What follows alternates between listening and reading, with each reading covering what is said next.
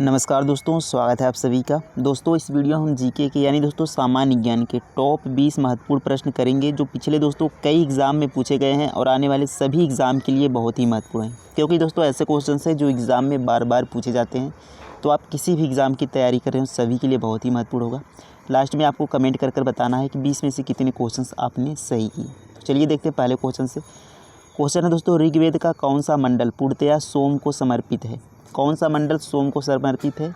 कभी कभी सोम देवता को समर्पित पूछा जाता है, तो बताएंगे सोम से संबंधित कौन सा मंडल है। तो नवा मंडल दोस्तों सोम से संबंधित है, यानी सी वाला करेक्ट हो जाएगा, नवा मंडल।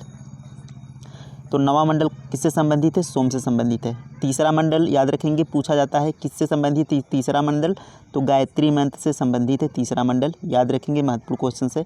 गायत्री मंत्र किस मंडल में है? तीसरे मंडल में। और सोम का उल्लेख किस मंडल में है? नवें मंडल में। याद रखेंगे। ऋग्वेद को सबसे प्राचीन वेद कहा जाता है, याद रखेंगे। और कितने वेद हैं? टोटल कितने वेद हैं? तो 4 वेद हैं। संगीत का जनक, भारतीय संगीत का जनक, याद रखेंगे, सामवेद को कहा जाता है। सामवेद को भारतीय संगीत का जनक कहा जाता है। तो इन सभी प्रश्नों को आपको याद रखना है। अगला प्रश्न देखें।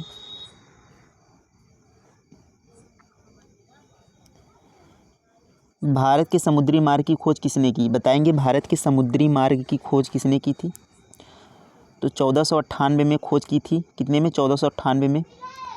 कालीकट, कालीकट कहाँ है दोस्तों? मालाबार तट पर। कालीकट मालाबार तट यानी केरल में। तो कालीकट पर पहुंचा था 1498 ईस्वी में। कौन था? Vasco D gamma. Option A यहाँ पर क्या हो जाएगा? इसका करेक्ट हो जाएगा। नेक्स्ट क्वेश्चन देखें। देखिए नेक्स्ट क्वेश्चन है, सूर्य मंदिर स्थित है। बताएंगे सूर्य मंदिर कहाँ स्थित है? तो सूर्य मंदिर दोस्तों आपका कोणार्क में स्थित है, यानी सी वाला क्या हो जाएगा? करेक्ट आंसर हो जाएगा। कहाँ पर? उड़ीसा में। उड़ीसा में कोणार्क। तो कोणार्क कहाँ है? उड़ीसा में। तो याद रखेंगे उड़ीसा में है और कोणार्क में सूर्य मंदिर स्थित है। नेक्स्ट क्वेश्चन देखें। यादव सम्राटों की राजधानी कहाँ थी? बताएंगे यादव सम्राटों की राजधानी कहाँ थी? तो ये उनकी राजधानी देवगिरी थी, यानी सी वाला क्या हो जाएगा? करेक्ट आंसर हो जाएगा। देखिए अगला प्रश्न यहाँ पर है, महत्वपूर्ण क्वेश्चन है दोस्तों, कि अकबर के शासनकाल में भू राजस्व सुधारों के लिए कौन उत्तरदायी था? तो किसने अकबर के शासनकाल में भू राजस्व सुधार के लिए यहाँ पर योगदान दिया था? तो कौन थे वे? तो टोडरमल थे। सी वाला क्या हो जाएगा? करेक्ट आंसर हो जाएगा। भू राजस्व सुधार के लिए अकबर के यहाँ पर शासनकाल में टोडरमल, आप याद रखेंगे, टोडरमल थे। नेक्स्ट क्वेश्चन देखें। मानव त्वचा का अध्ययन करने वाली विज्ञान की शाखा। तो मानव त्वचा का अध्ययन किस विज्ञान की किस शाखा के द्वारा किया जाता है? बताएंगे कौन सा वह है जिसे मानव त्वचा का अध्ययन किया जाता है? तो डर्मेटोलॉजी, यानी बी वाला क्या हो जाएगा? करेक्ट आंसर हो जाएगा। क्या कहा जाता है? डर्मेटोलॉजी। नेक्स्ट क्वेश्चन, डर्मा मतलब यह त्वचा होता है और यहाँ पर लॉजी मतलब अध्ययन करना। नेक्स्ट क्वेश्चन देखें। निम्न में से सर्वाधिक ऊर्जा प्रदान करता है? बताएंगे इनमें से सबसे अधिक ऊर्जा कौन प्रदान करता है? तो वसा करेक्ट आंसर हो जाएगा। वसा से हमें दोस्तों सबसे अधिक ऊर्जा मिलती है, तो सी वाला करेक्ट आंसर होगा। देखिए नेक्स्ट क्वेश्चन है, विटामिन ए की कमी से कौन सा रोग फैलता है? बताएंगे विटामिन ए की कमी से। तो विटामिन ए की कमी से रतौंधी होता है। बी वाला क्या हो जाएगा? करेक्ट आंसर है। रिकेट्स दोस्तों विटामिन डी की कमी से रिकेट्स होता है। बेरी बेरी विटामिन बी की कमी से। किससे दोस्तों? विटामिन बी की कमी से बेरी बेरी होता है, याद रखेंगे। और विटामिन सी की कमी से बताएंगे आप सभी, स्कर्वी रोग होता है।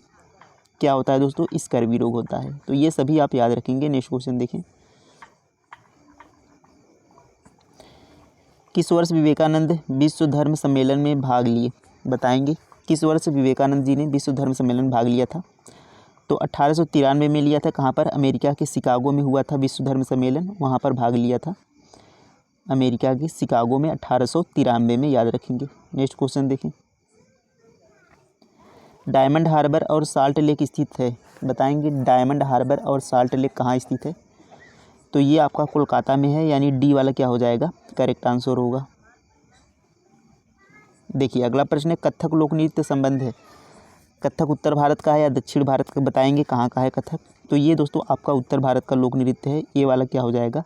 करेक्ट आंसर हो जाएगा। कथकली याद रखेंगे, इससे संबंधित कन्फ्यूजन ना हो। कथक आपका उत्तर भारत का है और कथकली, देखिए कली आ रहा है ना, तो याद रखेंगे ये कहाँ का है? केरल का है।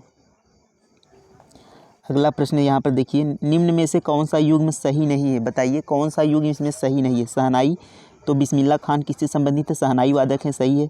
तबला, यहाँ पर देखिए समता प्रसाद, ये पूरा होगा, यहाँ पर ये जो यहाँ पर लगेगा। तो समता प्रसाद तबला वादक हैं, ये भी सही है। और मृदंग से संबंधित मणि अय्यर, ये भी सही है, ये दोस्तों आपके मृदंग से संबंधित हैं। तो यहाँ पर एम एस सुब्बुलक्ष्मी, ये बांसुरी नहीं बजाती, ये संगीत हैं, ये गायिका हैं, यानी संगीत वादक हैं, गायिका हैं ये। तो सुब्बुलक्ष्मी क्या है, ये गायिका है, ये बांसुरी से संबंधित नहीं है, यानी हमसे पूछा है कि सही नहीं है, कौन सा युग्म सही नहीं है, तो डी वाला यहाँ पर सही नहीं, यानी ये वाला हमारा आंसर हो जाएगा, यही हमसे पूछा है। तो डी वाला क्या हो जाएगा, करेक्ट आंसर हो जाएगा। ये सही संबंध नहीं है, क्योंकि ये एम एस सुब्बुलक्ष्मी क्या है, गायिका है, ये बांसुरी वादक नहीं है। अगला प्रश्न देखें।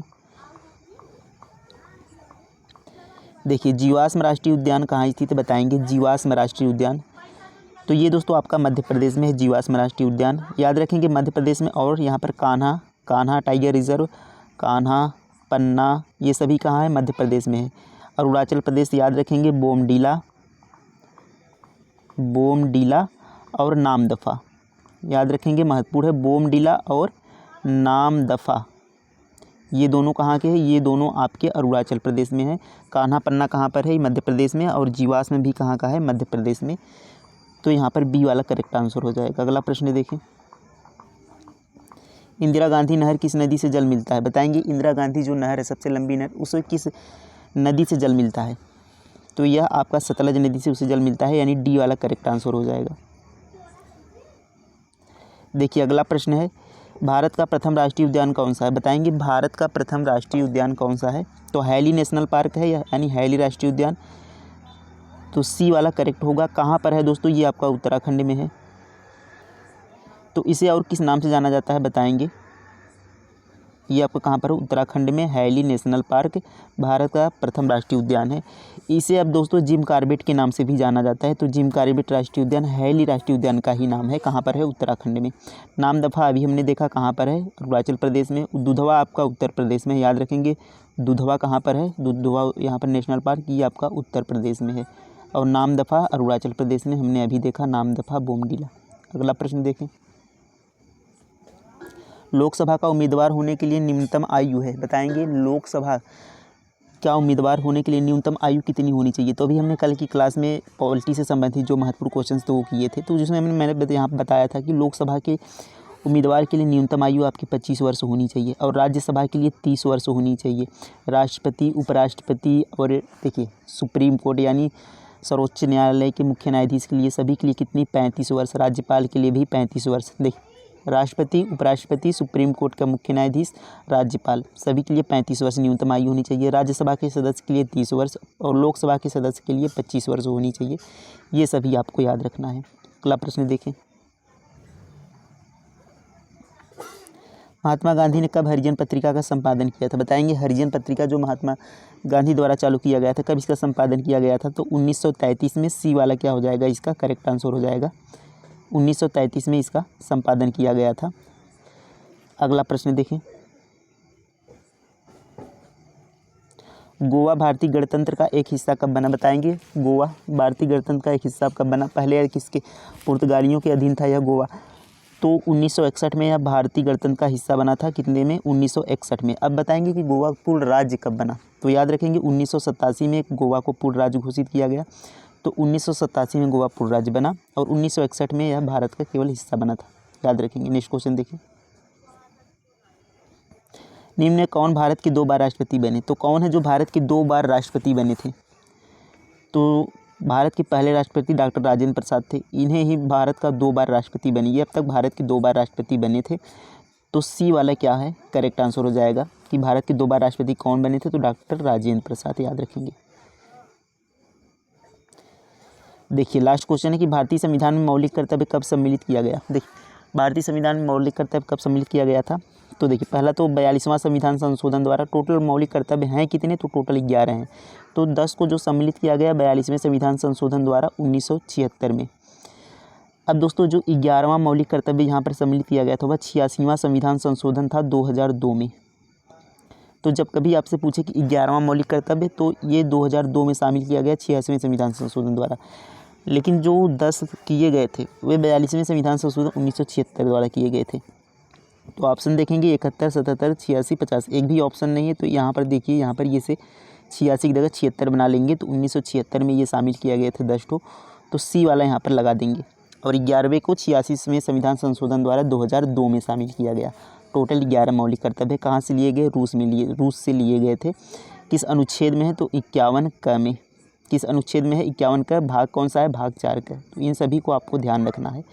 तो हमारे कंप्लीट होते हैं दोस्तों 20 क्वेश्चंस। कितने क्वेश्चंस आपने सही किए कमेंट में ज़रूर बताइएगा, और यह प्रैक्टिस सेट आपको कैसा लगा कमेंट में ज़रूर बताइएगा। मिलते हैं अगले सेट में, तब तक के लिए थैंक यू, धन्यवाद, जय हिंद।